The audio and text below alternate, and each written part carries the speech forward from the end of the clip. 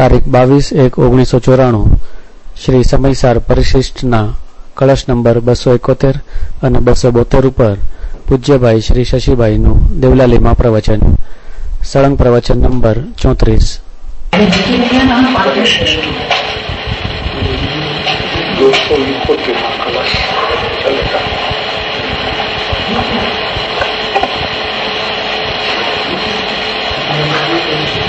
ज्ञानी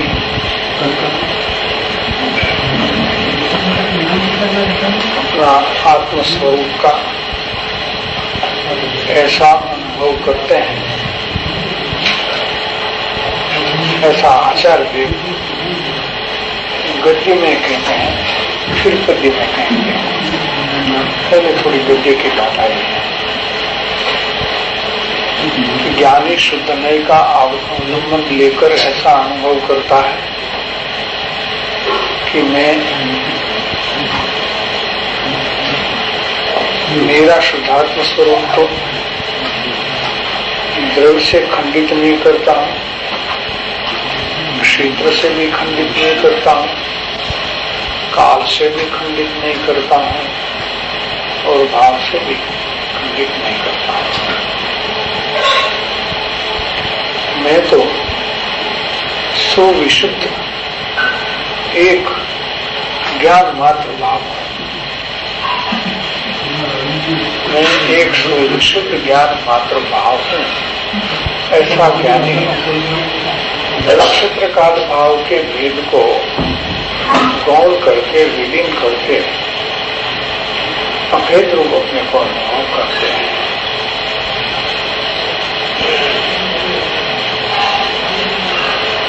जब ज्ञानी अपना अभेदात्म स्वरूप का अनुभव करते हैं तभी उनको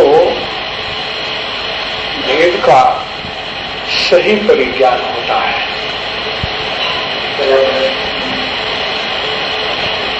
इसके पहले ग्रंथ से या श्रवण से, पठन से या श्रवण से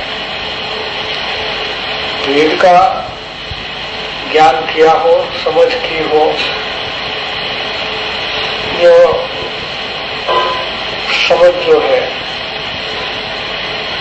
वो पर्याप्त नहीं है.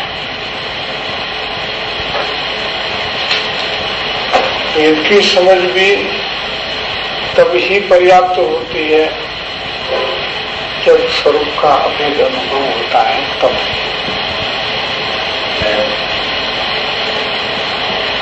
देखिए, भेद और अभेद दोनों परस्पर विरुद्ध है. भेद से अभेद विरुद्ध है, अभेद से भेद विरुद्ध है. फिर भी आत्मा भेदाभेद स्वरूप होने से एक सत्ता में दोनों का समावेश है. न भेद अभेदता का विरोध करता है, न अभेद भेदपना का विरोध करता है. चमत्कारिक वस्तु स्थिति ऐसी है कि भेद का कितना भी ज्ञान किया हो, समझ की हो, लेकिन भेद अनुभव हुए बिना ये भेद का ज्ञान सही पर्याप्त है ऐसा हम कह सकते हैं. भेद अनुभव के काल में ही भेद का सही ज्ञान होता है, सम्यक ज्ञान होता है. ऐसी कोई वस्तु स्थिति है इस मार्ग में. इसलिए ज्ञानी ऐसा अनुभव करते हैं कि द्रव्य, क्षेत्र, काल, भाव चारों प्रकार के भेद होने पर भी मैं अनुभव में द्रव्य से भी खंडित नहीं हुआ मालूम पड़ता हूँ, अनुभव में नहीं आता हूँ. क्षेत्र का भी मुझे भेद मालूम नहीं पड़ता है, काल का भी भेद मालूम नहीं पड़ता है, भाव का भी भेद मालूम नहीं पड़ता है. अभेद अनुभव में तो मैं एक सुविशुद्ध ज्ञान मात्र भाव हूँ, ऐसा ही अनुभव में रहता है. वो भी निर्विकल्प. विकल्प पूर्वक इतना शब्द से बताते हैं, फिर भी ये निर्विकल्प बात है, सविकल्प बात नहीं है.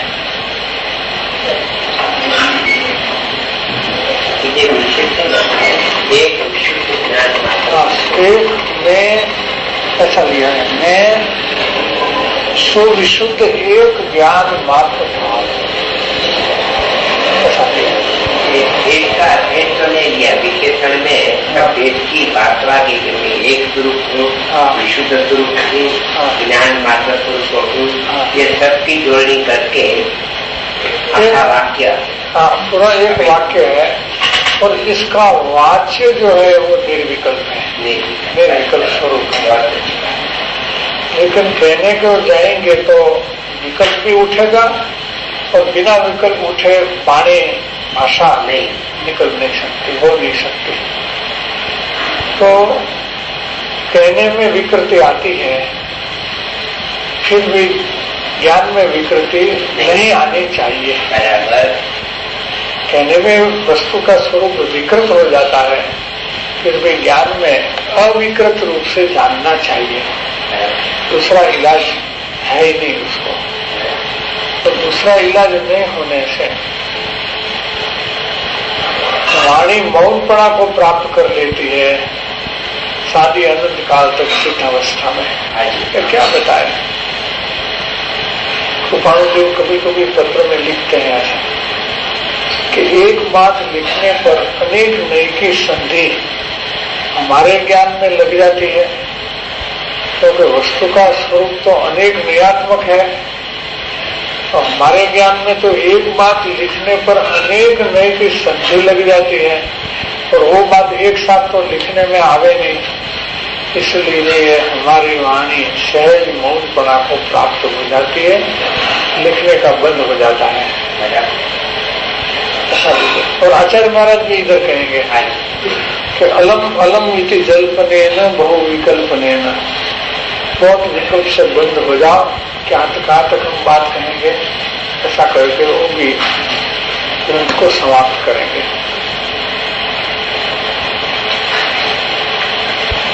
शुद्धने से देखने में आवे तो शुद्ध चैतन्य मात्र भाव में अपना स्वरूप में, अपना स्वरूप कैसे कि शुद्ध चैतन्य मात्र भाव में द्रव्य क्षेत्र काल भाव से कहीं कुछ भी भेद देखने में नहीं आता है, क्योंकि शुद्ध में निर्विकल्प अनुभव कराता है, इसलिए उसमें कोई भेद अनुभव में नहीं आता है। इसलिए ज्ञानी अभेद ज्ञान स्वरूप अनुभव में भेद करते नहीं, अभेद ज्ञान स्वरूप आत्मा का अनुभव में ज्ञानी भेद नहीं उठाते, भेद करते नहीं। यह ज्ञान मात्र भाव स्वयं ही ज्ञान है, स्वयं ही ज्ञेय है और स्वयं ही ज्ञाता है, ऐसा अर्थ का काव्य कहने में आता है। ये 271 का है। ये जो ज्ञान मात्र भाव कहा, उसको ज्ञान कहो, उसको स्वज्ञ कहो, नहीं मैंने स्वज्ञ पर मैं नहीं लेना इधर, उसको ज्ञान कहो, उसको ज्ञेय कहो, क्योंकि स्वयं ज्ञेय है, इसलिए स्वज्ञ कहो या उसको ज्ञाता कहो, ऐसा अर्थ का काव्य कहते हैं कि योयम भावो ज्ञान मात्रो अहमस्मि, ज्ञेयो ज्ञेय ज्ञान मात्र सनैव, ज्ञेयो ज्ञेय ज्ञान कल्लोल बलगन, ज्ञान ज्ञेय नाथुमद वस्तु मात्र। श्लोकार्थ, यह ज्ञान मात्र भाव अहम अस्मि, सब ज्ञेय ज्ञान मात्र न ज्ञेय, जो ज्ञान मात्र भाव में हूं, सो ज्ञेयों का ज्ञान मात्र नहीं जानना है क्या? ये ज्ञान मात्र भाव, तो ज्ञान तो ज्ञेय परक नाम है, ज्ञान नाम ज्ञेय परक है, लेकिन यहाँ पर हमको यही कहने का हेतु ही नहीं है कि जो ज्ञेयों का जानता है उसको हम ज्ञान कहें। ये बात हमको इधर नहीं करनी है, इधर अध्यात्म का प्रकरण चलता है। तो ज्ञान कहते ही ज्ञेय को जानने वाला ऐसा विचार मत करना, ऐसा कहता है। ज्ञान कहते ही जो ज्ञेय को जानता है वो ज्ञान, ये बात इधर है ही नहीं। वो बात हम इधर कहने का हमारा हेतु भी नहीं है, हमारा आशय भी नहीं है। जो लोग ज्ञान मात्र भाव में हूं, वो ज्ञेयों का ज्ञान मात्र नहीं जानना, उसको ज्ञेयों का ज्ञान ऐसा नहीं जानना, उसको तो ज्ञान का ज्ञान जानना, ज्ञान भी ज्ञान का जानना, ज्ञेय भी ज्ञान का जानना और ज्ञाता भी ज्ञान नहीं समझना। या वो दूसरे पदार्थ की बात ही इधर नहीं है, वो प्रकरण ही इधर नहीं चलता है। शास्त्र में तो आता है, आगम में आता है, वो आगम विवक्षा का कथन में आता है। यहाँ पर अध्यात्म की विवक्षा चलती है, आगम की विवक्षा नहीं चलती है। तो अध्यात्म की विवक्षा जहाँ चलती हो, वहाँ आगम की विवक्षा वाला विषय बीच में डालने से कैसे अध्यात्म भाव का आविर्भाव करना, अध्यात्म भाव को कैसे प्राप्त करना, वो बात छूट जाएगी।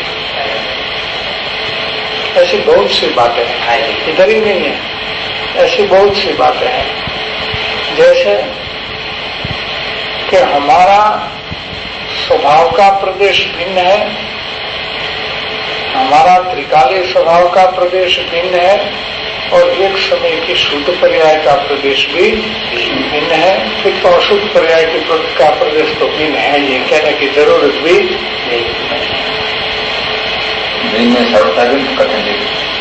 बस यही कह रहे हैं। तो भिन्न माने क्या? भिन्न माने यहाँ अध्यात्म की विवक्षा चलती है, आगम की विवक्षा नहीं चलती है। आगम के हिसाब से जो द्रव्य का क्षेत्र है, प्रदेश है, वही गुण का है, वही पर्याय का है, ये वस्तु व्यवस्था है। फिर यहाँ ऐसा नहीं है, ऐसा कहने का मतलब क्या है? बराबर कि पर्याय की अहम बुद्धि छोड़कर पर्याय का आलंबन छुड़ा करके स्वभाव का आलंबन लेने के लिए जिसका आलंबन छुड़ाना है उसका निषेध किए बिना आलंबन आ सकता नहीं है। बहुत अच्छी बात। तो ये कहेंगे कि आगम का सिद्धांत टूट जाएगा।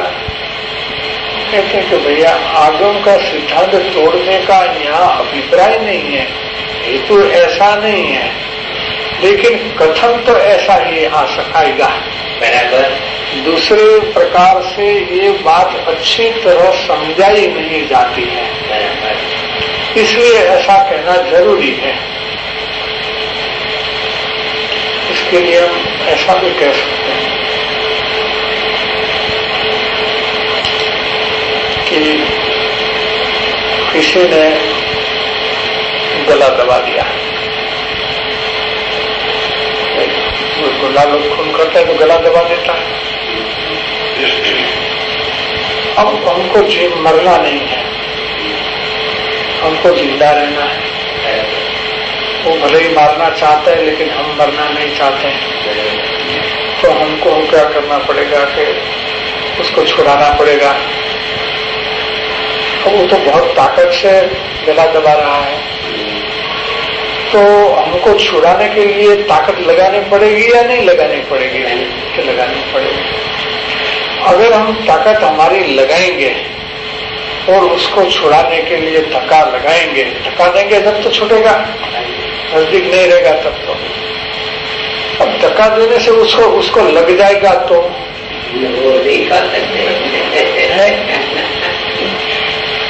धक्का देने से उसको लग जाएगा तो ऐसा कोई विचार करेगा? हालांकि हम उसको लग जाने का हमारा अभिप्राय नहीं है। उसको नुकसान हो गए, उसको लग जाए, उसका पैर टूट जाए, उसका माथा टूट जाए, वो हम चाहते नहीं है। लेकिन जब हमारा गला छुड़ाना है तो हम निर्दय होकर के कैसे निर्दय होकर के धक्का लगाएंगे जब तभी तो छूटेगा। ये नाकचूड़ है, गला हमारा छूटेगा। ऐसा पर्याय बुद्धि में हमारा गला इतना दुख रहा है कि हमारा दम घुट रहा है।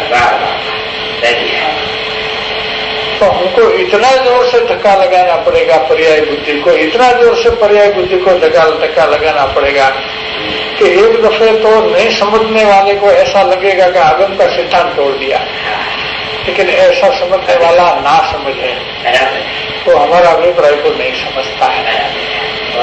हम कभी आगम का सिद्धांत तोड़ने वाले नहीं है। आगम का सिद्धांत हमारे ज्ञान में है, फिर भी पर्याय बुद्धि से इतना जोर किए बिना पर्याय बुद्धि छूटती नहीं है, टूटती नहीं है। ऐसी वस्तु स्थिति है। इसलिए हमको पर्याय का प्रदेश को भी भिन्न कहना पड़ता है, तो सही है। और ऐसे ही हमारा स्वरूप में हम आ सकते हैं, ऐसे ही स्वरूप स्वभाव का अवलंबन आ सकता है और पर्याय का अवलंबन छूट सकता है। तो अध्यात्म में आगम की बात बीच में नहीं लानी है। ऐसे ज्ञान ज्ञेय को जानता है, वो बात परज्ञेय को जानने वाली बात अध्यात्म में नहीं लानी। क्योंकि इसकी इधर जरूरत नहीं है।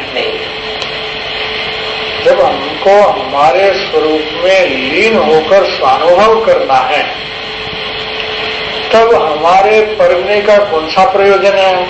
हमको क्या प्रयोजन है? परिदृश्य क्या लेना देना है? कुछ लाभ लेना है, न राग करना है, न द्वेष करना है।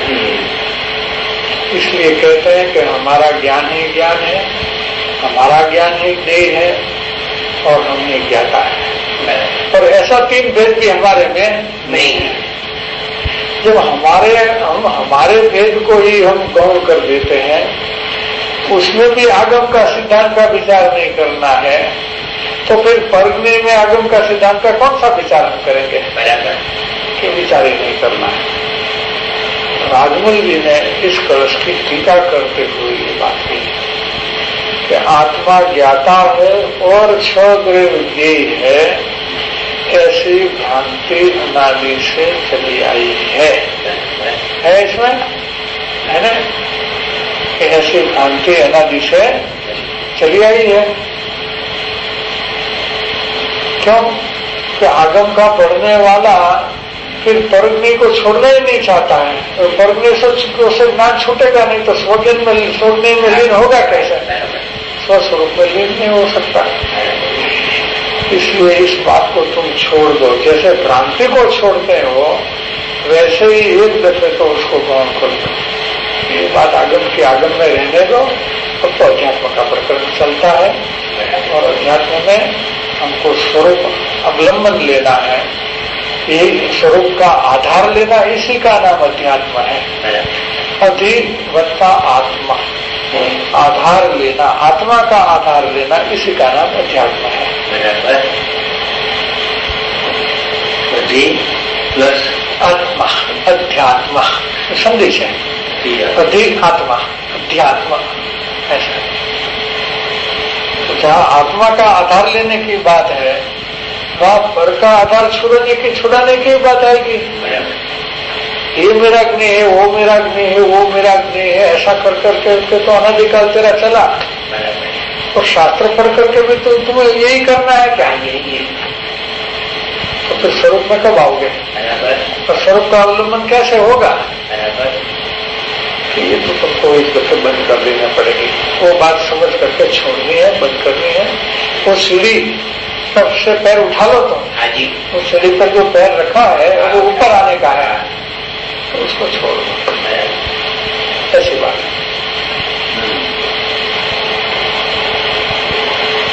ऐसा ही चला है। ये वेदांत भी अभेद कहता है बहुत, लेकिन वेद को सर्वथा नहीं मानता है। तो वहाँ भूल हो जाती है। यहाँ तो जान करके उसको गौर करते हैं। वैसे भगवान के बारे में आया कि तुम इतना भिन्न हो सारे जगत से इतना तुम भिन्न हो कि इस जगत के साथ तेरा कोई वास्ता नहीं, कोई संबंध नहीं है। मतलब कि ये तेरे लिए तो सारा जगत शून्य है। क्या? क्योंकि तेरे आत्मा में नहीं है। जगत का अस्तित्व जगत में भले ही होगा, लेकिन तेरे आत्मा के लिए तो वो शून्य है, क्योंकि आत्मा में उसकी शून्यता है। तो भगवान की वाणी में सूत्र है कि ब्रह्म सत्यम जगत मिथ्या। तो एक न्याय से बात तो सही है, लेकिन सारा जगत को ही शून्य कर देवे तो बात तो गड़बड़ हो जाएगी। फिर वही जगत को जानने वाला जो साधन है उसको ही नहीं मानते। तो क्या है कि जगत मिथ्या है, तो फिर जगत शब्द कैसे आया? हाँ, जगत शब्द कैसे आया? मिथ्या शब्द तो क्या से निकला? हाँ, तो ऐसी बात नहीं है, लेकिन तेरे भिन्न पड़ने के लिए जगत मिथ्या है, वो बात सही है। तो एक न्याय से सही भी है, आत्मा में आने के लिए सही भी है, और सर्वथा उसको मान लो तो गड़बड़ बड़ी हो जाएगी, एकांत हो जाए, वो एकांत हो जाए। इस तरह से यहाँ भी मैं यह ज्ञान मात्र भाव हूँ, यह ज्ञेयों का ज्ञान मात्र ही नहीं जानना है। ये विविक्षा यहाँ ज्ञेयों का ज्ञान की बात, परज्ञेयों का ज्ञान की बात नहीं लेना है, परंतु ज्ञेयों के आकार से होने वाला ज्ञान के कल्लोल रूप से परिणमता है। क्या अर्थ क्या है इसका? ज्ञेयों के आकार से होने वाला ज्ञान का कल्लोल रूप से परिणमता है वो, उसका क्या अर्थ है? ये एक आकार ले लिया, लेकिन वो ज्ञान का कल्लोल है।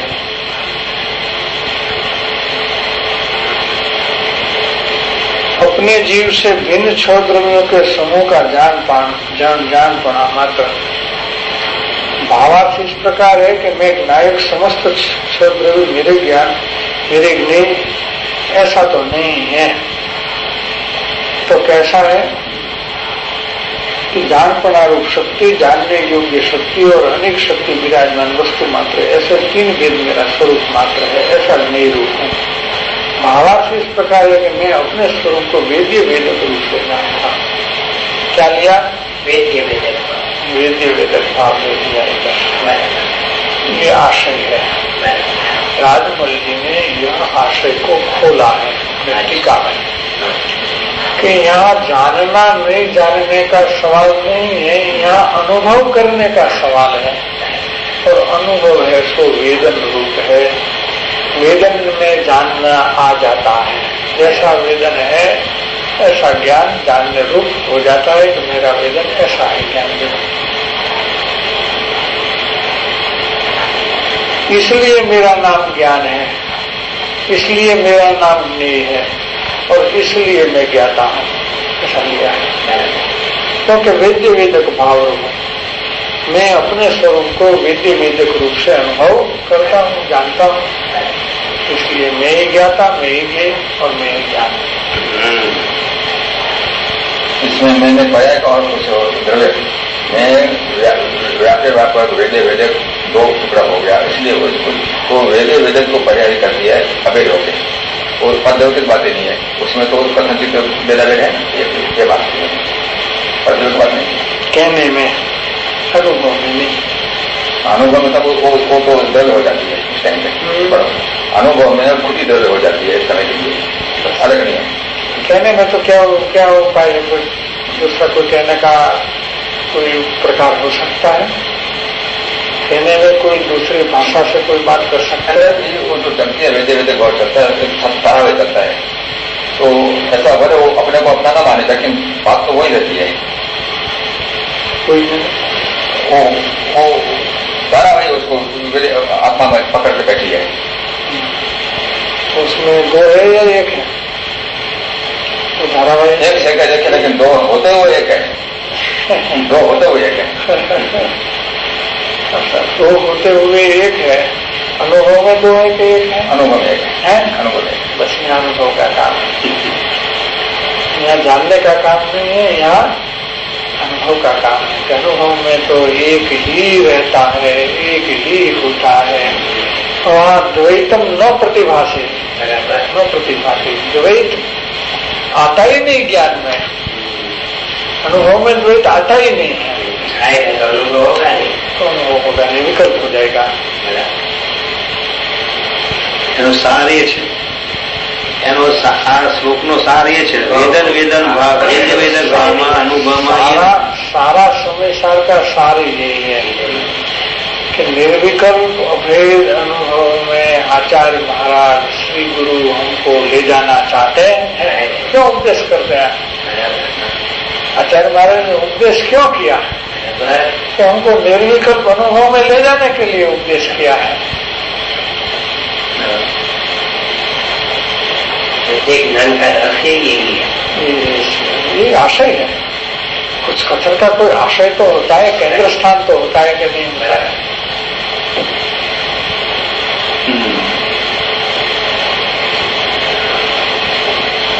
कि जो कुछ कहा वो इसके लिए किया, फिर कहा। अभी जो जितनी बात कही है सब इसके लिए कही, जो बात कही सब इसके लिए हम कहते हैं। हाँ, इसके लिए कहते हैं। विकल्प में तो अनादि से रुका हुआ है। अब शास्त्र का उपदेश करके क्या हमको तुमको विकल्प में रखना है कि नहीं रखना है? विकल्प तो छुड़ाना है, तो इस तरह से छूटेगा, दूसरा कोई उपाय नहीं। अच्छा भाई, पूर्व काल में ज्ञाता ज्ञाने के ऐसे जो विकल्प वहां तक पहुंचा होगा, ऐसा विकल्प में भेद पड़ता है, वचन में भेद पड़ता है, लेकिन वस्तु में तो तीन भेद है ही नहीं। जो वस्तु ज्ञाता है वही वस्तु ज्ञेय है, वही ज्ञान मात्र, तो वहां तो तीन है नहीं। हम उसको तीन भेद से देखते हैं, वो देखने का दृष्टिकोण है, उसमें विकल्प होता है। तीन भेद से देखने का जो दृष्टिकोण है उसमें तो विकल्प उत्पन्न होता है, तो हमारा आशय टूटता है, वहाँ हमारा प्रयोजन टूटता है। इसलिए हम इसका यहाँ निषेध करते हैं। हमारा प्रयोजन साध्य करने के लिए हम इसका यहाँ निषेध करेंगे, तो इसमें क्या आपत्ति है? कोई कि उसमें कोई विरोध है नहीं, और विरोध भाषित भी होना चाहिए नहीं।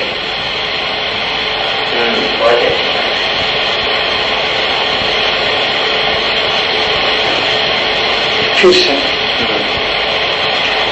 जो योग ज्ञान मात्र भाव में हूँ, वह ज्ञेयों का ज्ञान मात्र ही नहीं जानना है, क्योंकि वो तो इधर प्रकरण ही नहीं है। बोले ज्ञेय तरफ नाम है, हम जानते हैं, लेकिन यहाँ ये प्रकरण नहीं है ही नहीं।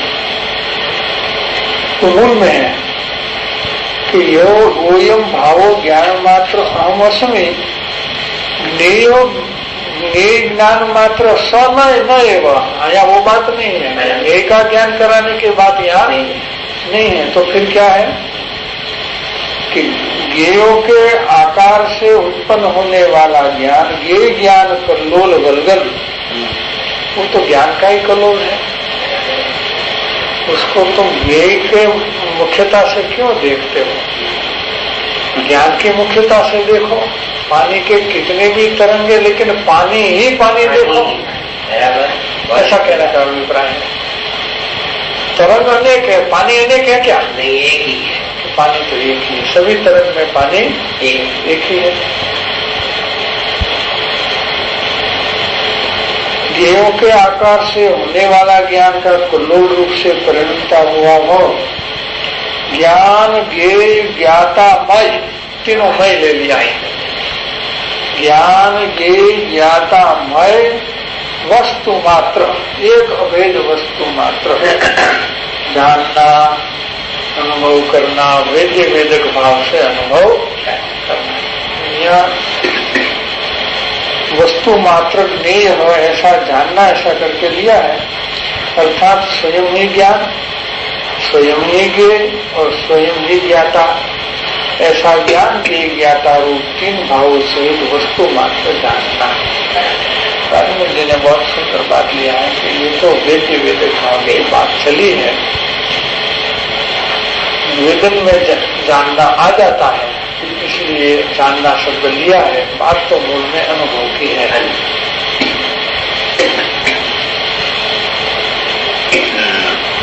भावार्थ कहते हैं ज्ञान मात्र भाव जानन क्रिया रूप होने से ज्ञान स्वरूप है।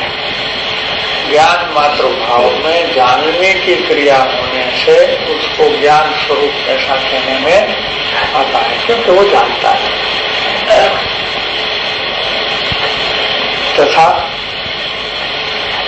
यह स्वयं ही निम्न प्रकार से ज्ञेय रूप भी है। ज्ञान रूप ही है और स्वयं ज्ञेय रूप भी है। बाह्य ज्ञेयों ज्ञान से भिन्न है। जो बाहर के ज्ञेय है अन्य पदार्थ वो तो ज्ञान से भिन्न है। ज्ञान में वो प्रवेश नहीं कर सकते, वो ये तो बाहर के बाहर ही रहेंगे, ज्ञान में इसका प्रवेश नहीं। ज्ञेयों के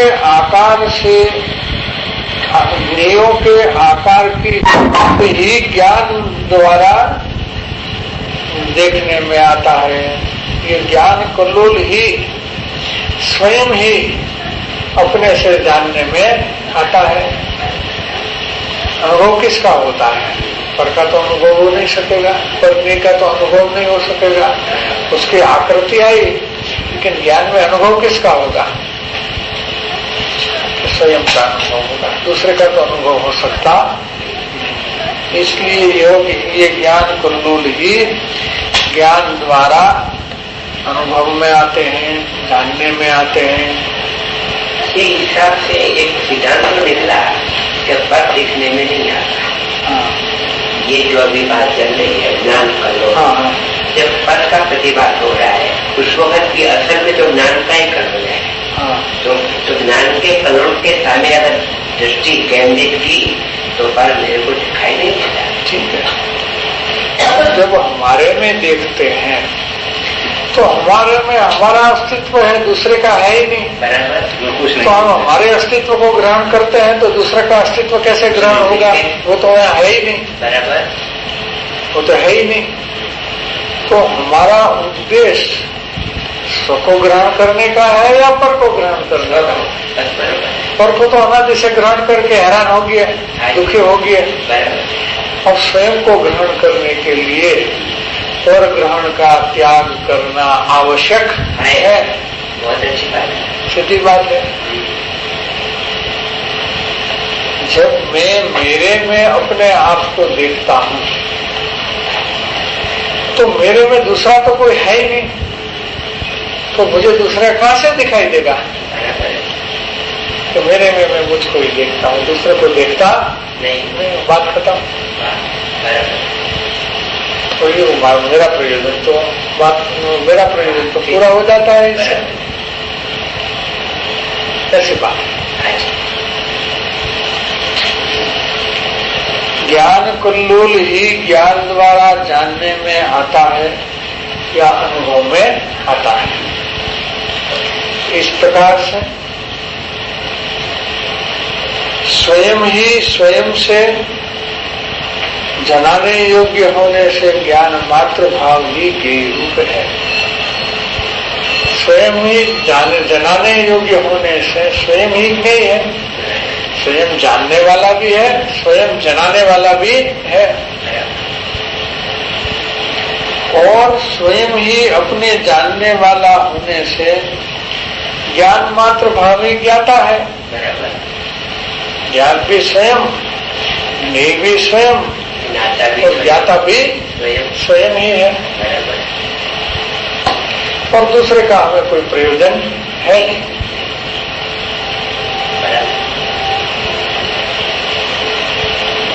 इस प्रकार से हम ज्ञातन द्रव्य लगो टीका ज्ञाता જ્ઞાતા દ્રવ્ય છે, જ્ઞાને પોતે જ છે. ત્રણ ભેદ લેવા જ નથી. હા, જ્ઞાતા પણ પોતે, જ્ઞાન પણ પોતે અને જ્ઞેય પણ પોતે જ છે એમ કેવું છે.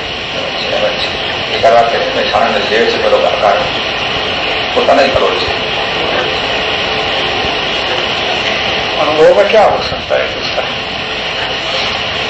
वो तो तीन भेद वस्तु को समझाने के लिए है, क्योंकि सीधा अभेद से कोई समझाया नहीं जाता और कोई समझ भी नहीं सकता.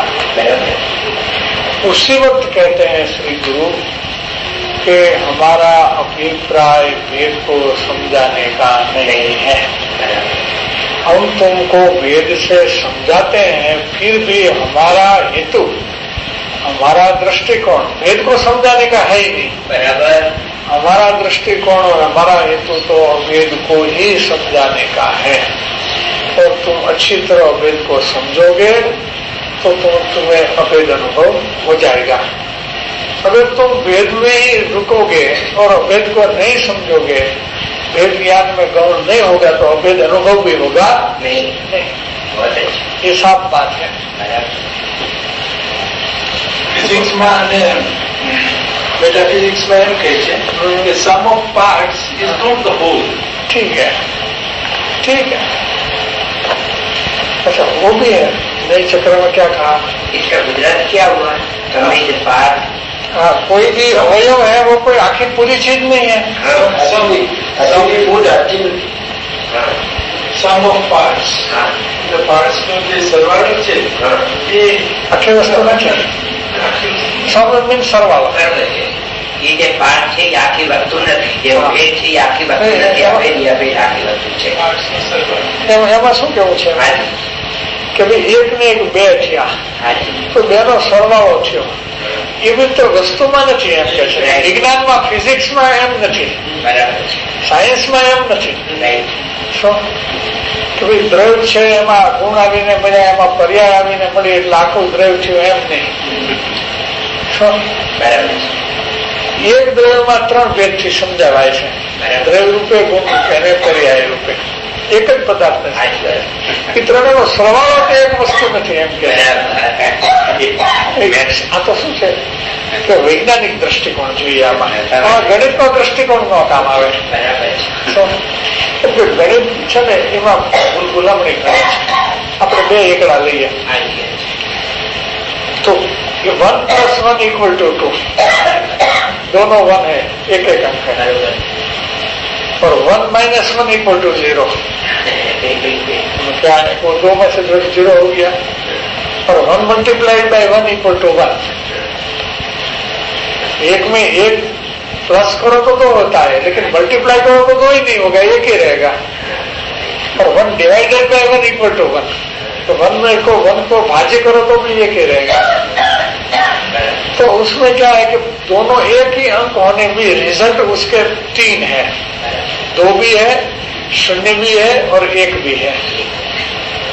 बात तो दोनों एक एक अंक की है, फिर भी 3 रिजल्ट मिलता है. तो गणित में ये गड़बड़ होती है. साइंस में ऐसी गड़बड़ नहीं होती है. साइंस तो एक वस्तु का स्वरूप है. ઉપનિષદનો શ્લોક પણ એ જ છે ને કે પૂર્ણમાંથી પૂર્ણ કાઢો તો પૂર્ણ જોઈએ. પૂર્ણમિદમ પૂર્ણમાદાય પૂર્ણમેવ શિષ્યતે. અમુક બધો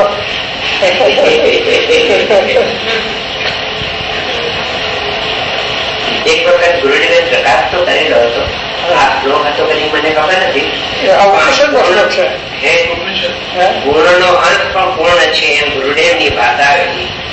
મૂળ દિવ્ય ધ્વનિમાં બધું આવેલો છે. भगवान जिनेन्द्र परमात्मा ने दिव्य धर्मिमा ये सब आ चुका है. किसी ने कोई अच्छा लगा तो वो ले लिया और अपना संप्रदाय निकाला. कोई एक बात को, 2 बात को, 5 बात को पकड़ करके, किसी ने कोई दूसरे 1-2 बात को पकड़ कर दूसरा अपना संप्रदाय निकाला. तीसरे ने ऐसा 363 संप्रदाय ऋषभदेव भगवान की वाणी सुन करके चालू हो गया भरत क्षेत्र में. एक थोड़ा थोड़ी सागर पहले की बात है. प्रथम मरीची निमित्त तो यहाँ से चालू हुआ है. तो बात तो थोड़ी अपने ढंग से बात की ढंग से समझनी पड़ेगी। क्योंकि ऐसा अनुभव हुए बिना संसार का जन्म मरण का अभाव नहीं होता और जीव परिभ्रमण करके संसार में दुखी ही दुखी हो रहा है। तो निष्कारण करुणा से श्री गुरु ने ये बात समझाई है कि तेरा परिभ्रमण तो आत्मज्ञान के बिना आत्मानुभव के बिना खत्म होने वाला नहीं है। एकमात्र जन्म मरण नो नाश आत्मज्ञान सिवाय थतो નથી તો પણ બહુ પ્રસિદ્ધ વચના आत्मज्ञान सिवाय जन्म मरण नो नाश। तो वो आत्मज्ञान आत्मानुभव में होता है क्योंकि वो वेद्य वेदक रूप अनुभव ज्ञान है। जानने वाला तो जान लेता है कि आत्मा ऐसा है ऐसा है ऐसा है, वो कोई ज्ञान नहीं है, अनुभव ज्ञान ही ज्ञान है।